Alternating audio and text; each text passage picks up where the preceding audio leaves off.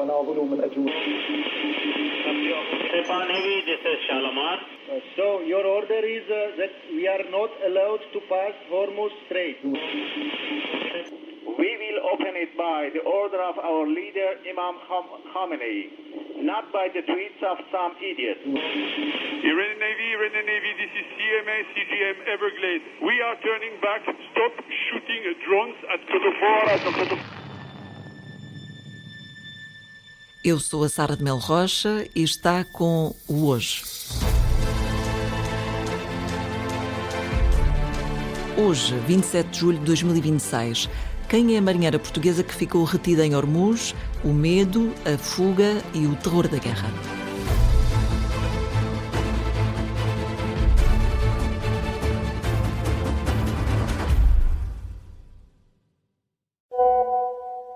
Lembras-te de ter dito que só estava a ouvir aviões e mísseis ao longe? Pronto, para aí a uma milha de distância daqui eles atingiram o mar. Não sei o que é que eles estavam a tentar atingir, se éramos nós, se era o navio ao lado, mas só há navios aqui. Esta é a Daniela Brito. Trabalha em navios petroleiros há quase 20 anos. É imediato número 2 na hierarquia do navio. É o braço direito do comandante.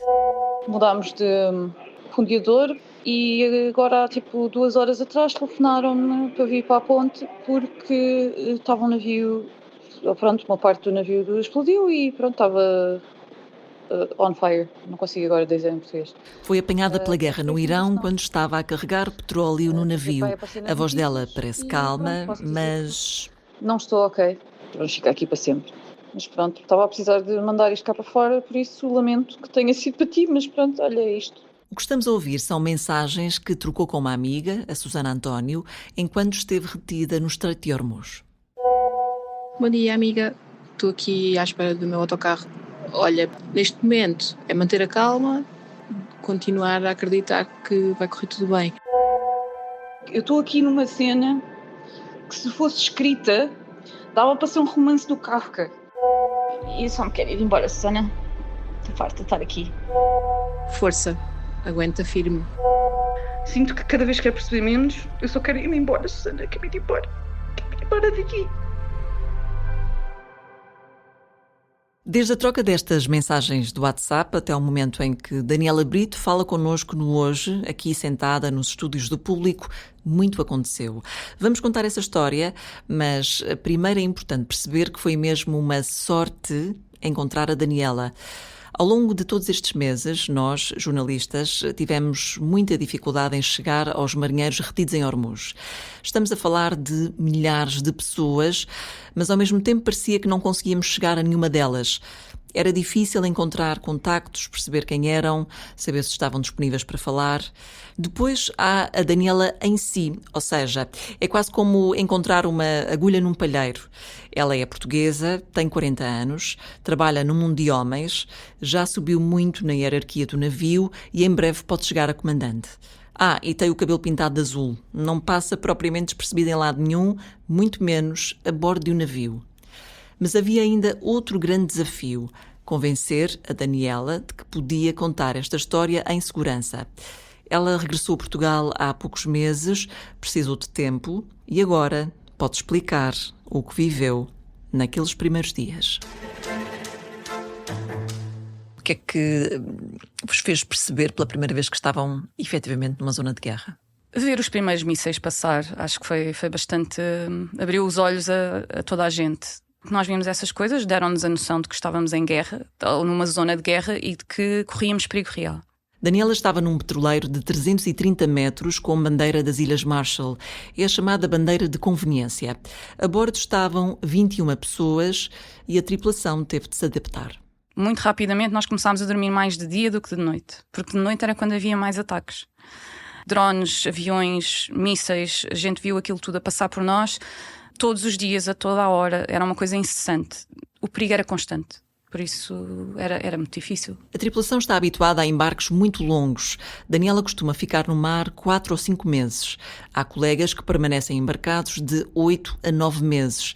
Mas isto era muito diferente de tudo o que já tinham passado. Para nós, ouvir barulhos não é propriamente uma coisa estranha. Quando se começa a ver explosões no céu, aí sim. Mas começámos a perceber pelas explosões à nossa volta que provavelmente estar numa zona menos próxima de terra seria mais seguro do que estar ali no porto. E foi isso que fizeram. O navio tentou esconder-se ao largo dos Emirados, a 40 milhas do porto Dubai. Digo esconder dentro do possível, estamos a falar de um petroleiro de 330 metros. A bordo conseguiam gerar a própria água, tinham mantimentos e por isso tentaram manter um ambiente tranquilo. Reduzimos um pouco o horário de trabalho e depois havia um bocadinho a promoção de coisas que fossem em conjunto. Ou seja, vamos ver um filme, vamos ver em conjunto. Vamos conversar em conjunto. Juntamos-nos todos aqui nesta zona, que esta zona é mais ou menos segura e estamos todos aqui. Mas os dias foram passando, não havia sinal de mudança e a situação a bordo começou a piorar. Nós tivemos, por exemplo, ataques de pânico, até reações mais pequenas. A questão é, nas primeiras 2 semanas as pessoas estavam todas ok, a fazer o seu trabalho, e depois ao fim de 2 semanas uma pessoa começa a ver pequenos conflitos, pequenas brigas. Estavam centenas de navios retidos em Hormuz. Os ataques eram constantes, muitos atingiram petroleiros. O dia em que nós ficámos todos com a plena noção de que nos podia acontecer a nós foi quando vimos o navio mesmo ao nosso lado a ser atingido. E era um navio petroleiro, igual a nós, carregado com a mesma carga, e o que nós vimos foi uma espécie de espelho daquilo que podia acontecer. E isso sim houve uma mudança na tripulação, houve uma mudança no nosso psicológico, não é? Tipo, nós passámos a ter uma noção de que a realidade existia e foi muito difícil de ver. Daniela conseguiu sair do Estreito de Hormuz ao fim de 2 meses. Ela e outros 16 membros da tripulação pediram para ser substituídos e foram, mas depois de muitos meses de insistência. Foi o melhor dia da minha vida, acho eu. Sair do navio, o último dia, aquele dia em que uma pessoa sai e olha para o navio de longe, é sempre o melhor dia do embarque. Saiu de lancha em direção aos Emirados, foram 5 horas de viagem. Depois, vários voos até chegar a Lisboa. Pela primeira vez, a minha mãe veio-me buscar ao aeroporto, que foi uma coisa que nunca aconteceu, porque nunca houve essa necessidade. A minha mãe não é de Lisboa e ela não me disse nada. Quando eu a vi, meu Deus, eu acho que nunca tinha chorado tanto na minha vida. Depois disto, repensou toda a vida profissional. Será que vale a pena andar no mar? Eu gosto daquilo que faço. A minha carreira é muito hierárquica, não é? Estou neste ponto em que estou quase a ser comandante. Eu tenho agora que pensar se é isso mesmo que quero fazer, se eu quero fazer neste tipo de navios, se quero arranjar uma alternativa um pouco mais segura. Isto não eram questões. Há 6 meses atrás eu não pensava sequer se queria ou não queria continuar no mar. Eu agora penso em tudo isso. E pensa também que o mar mudou. E o mundo? Aquela zona é perigosa neste momento. Já era ligeiramente perigosa, agora é extremamente perigosa. Mas a verdade é que não é a única no mundo que é assim.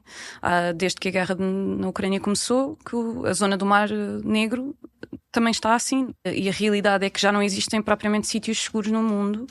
Isto pode acontecer a qualquer momento, em qualquer sítio. E essa percepção passou a ser mais real para quem trabalha no mar.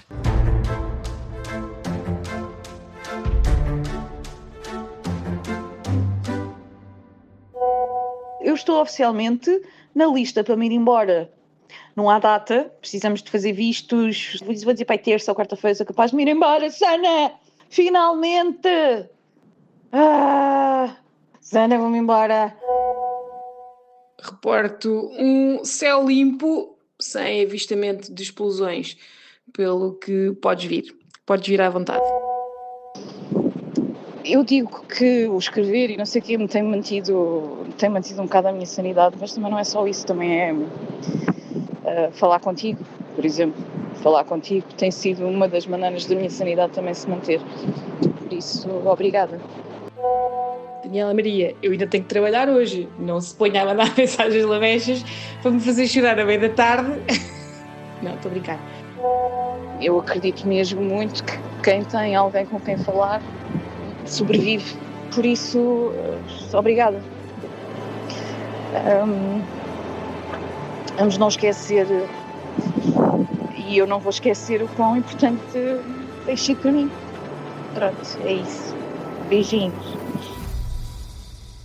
Está com o primeiro episódio do Hoje, o novo podcast diário do Público. Eu sou a Sara de Melo Rocha e de segunda a sexta vou partir de uma notícia que marca o dia ou o momento em que vivemos, para entender não só o que aconteceu, mas por que aconteceu e o que é que isso nos diz sobre o mundo em que vivemos.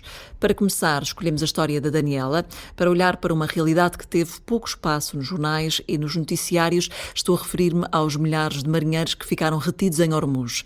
Este podcast quer trazer mais histórias assim, não será todos os dias, prometo também episódios mais curtos, mas neste primeiríssimo quisemos abrir espaço para conhecer uma portuguesa que está no centro da atualidade internacional. Nos últimos 5 meses, o Estreito de Ormuz tornou-se numa das principais frentes desta guerra no Médio Oriente. Mas para perceber o que está realmente em causa, é preciso olhar para além dos acontecimentos do dia. É preciso perceber como funciona o Estreito, quem controla as diferentes zonas, o papel do Irão e de Omã e o que pode mudar depois desta crise. E isso vamos fazer com a ajuda da Maria João Guimarães, jornalista do Público especializada em Médio Oriente. Olá Maria João, bem-vinda ao primeiro episódio do Hoje. Olá Sara, muito obrigada pelo convite. Vamos olhar para a situação no Estreito de Ormuz. Antes da guerra, tal como ouvimos a Daniela Brito a referir, Ormuz não era propriamente um local seguro. Os marítimos que lá passavam sentiam que havia alguma tensão, mas existia um equilíbrio que era relativamente estável entre Irão e Omã. O que é que, no fundo, foi quebrado nos últimos 5 meses que dificilmente será recuperado? Exato, tens toda a razão. Ormuz era um sítio em cuja navegação era dividida entre 2 países, Omã e o Irão.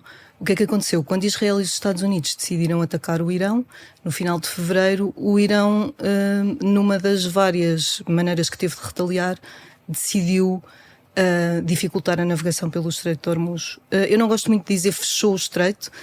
O Estreito não fecha e abre assim propriamente, mas é muito fácil para o Irão, através de ameaças por um lado e ataques por outro, levar a que os navios hesitem em usar aquela via por medo de serem atacados, os prémios dos seguros aumentam, etc.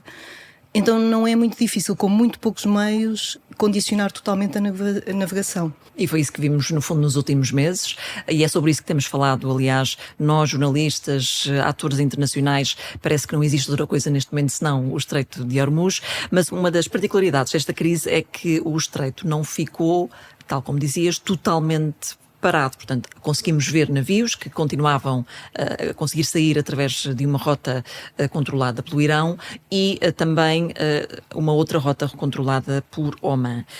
Vamos tentar perceber como é que funcionam estas 2 vias, como é que elas coexistem e porque é que esta divisão, por um lado, cria e permite circulação, o que é bom, mas, por outro lado, cria aqui problemas em termos de vulnerabilidade dos navios no que diz respeito a ataques iranianos.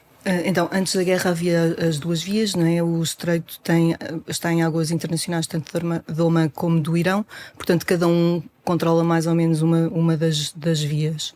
Depois do início da guerra, iniciada pelos Estados Unidos e por Israel contra o Irão, uma das maneiras que o Irão encontrou de retaliar foi precisamente dificultar a navegação no Estreito, atacar alguns navios, ameaçar e começar a negociar o pagamento de portagens também com alguns países e permitir apenas a alguns países e não a outros, escolhendo conforme os seus interesses geopolíticos.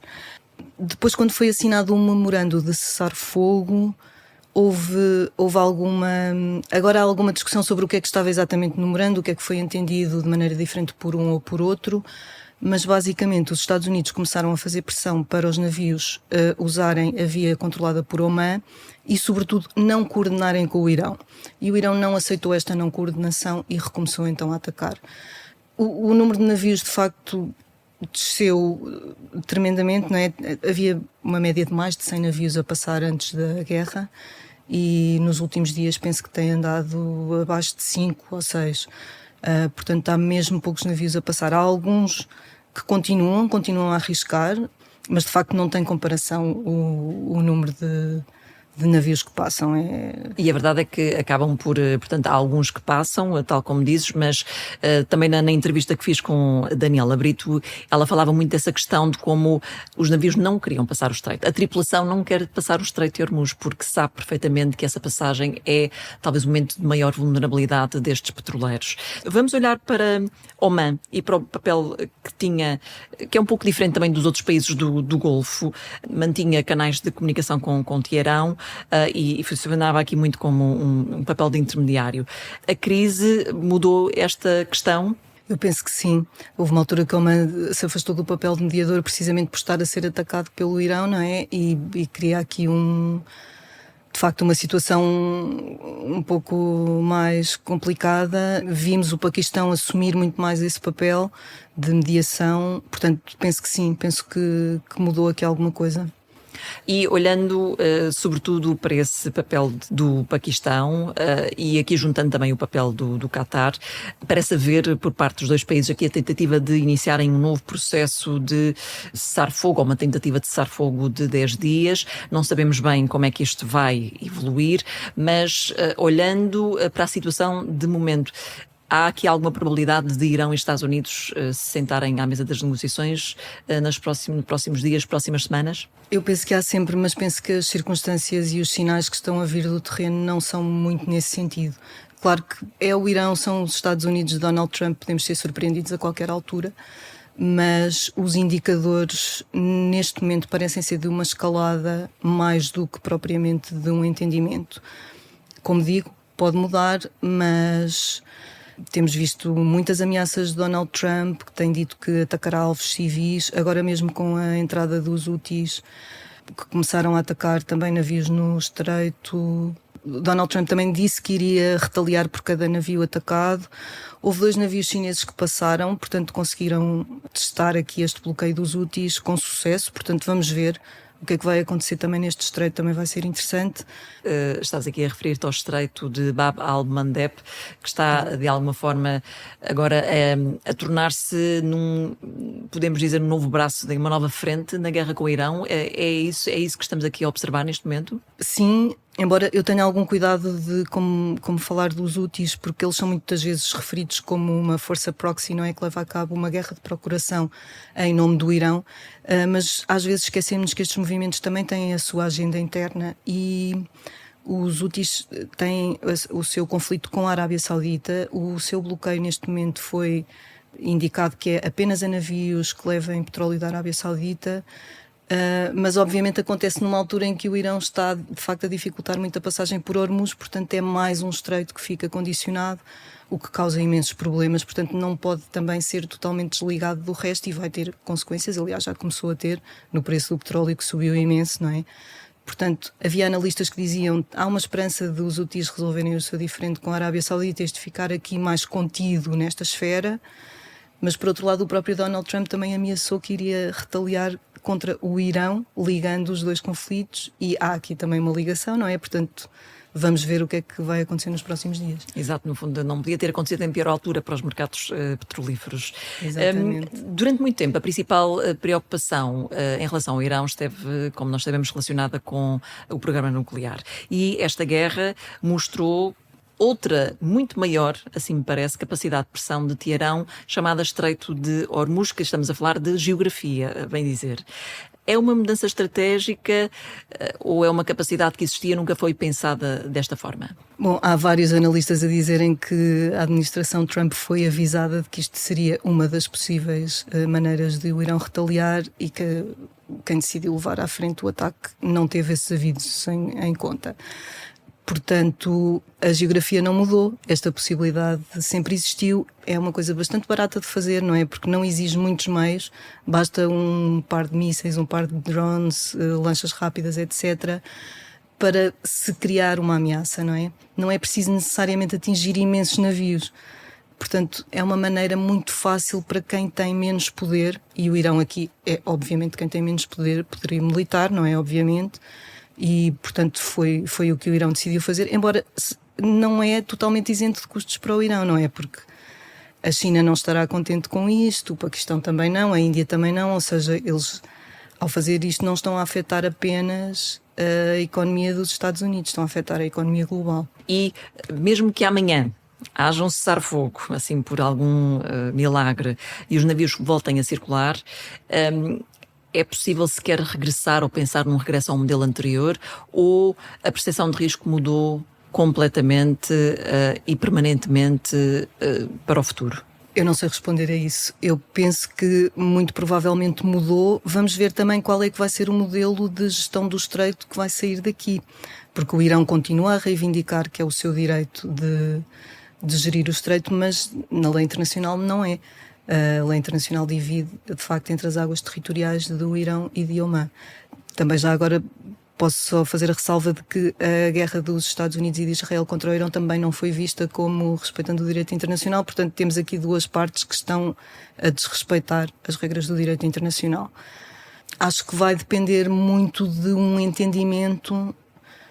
Custa-me a ver uma hipótese em que esta questão seja resolvida apenas através da força militar, e penso que terá que haver, a dada altura, um entendimento, e acho que qual será esse entendimento também vai dizer a resposta à tua pergunta. Vamos então aguardar. Maria João, muito obrigada por participares no primeiro episódio de hoje. Resto bom trabalho. Muito obrigada. E antes de fechar, o que mais precisa de saber esta semana? Amanhã passam 6 meses da tempestade Christine, a maior de sempre em Portugal. Morreram 22 pessoas, quer durante o mau tempo, quer nos dias seguintes. A reconstrução das zonas afetadas continua a decorrer e há queixas, sobretudo no centro do país. Esta semana decorre em Bruxelas o Conselho Ecofin. Os ministros das Finanças da União Europeia reúnem-se para discutir o orçamento comunitário. E esta semana vamos também ficar a conhecer os resultados semestrais de várias empresas cotadas na Euronext Lisboa. Serão os resultados do primeiro semestre e aqui no Público vamos estar muito atentos aos números, sobretudo dos maiores bancos em Portugal. Vamos poder perceber como estão os lucros dos bancos, mas sobretudo entender como está o consumo de crédito e os empréstimos para a habitação. Por hoje é tudo, eu estou de volta amanhã. A sonoplastia é da Margarida Adão, tal como uma banda sonora original.